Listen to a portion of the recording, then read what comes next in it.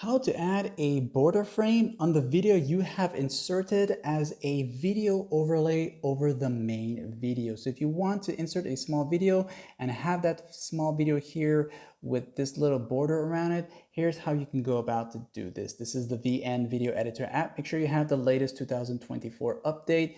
Let's get started.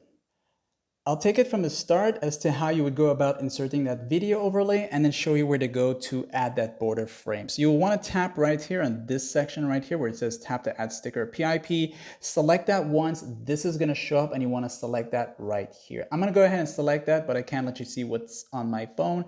This is going to pop up like that here. You can choose the drop down menu to select from where you want to pull a file from, but I'm going to go down here and just choose one of these videos. So I'll just go back with this one here. This is gonna appear now.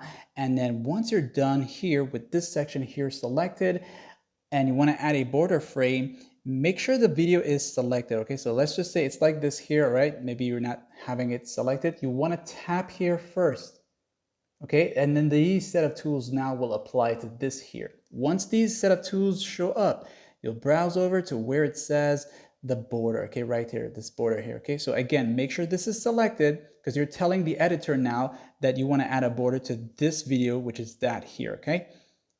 And then this is going to show up. You can choose your color, and it can be any color. It doesn't have to be the one I have, okay? I'm just picking something that's going to stand out a bit, all right? And you got all these cool colors here. And once you're done with your selection here, you can adjust the thickness of that border, okay?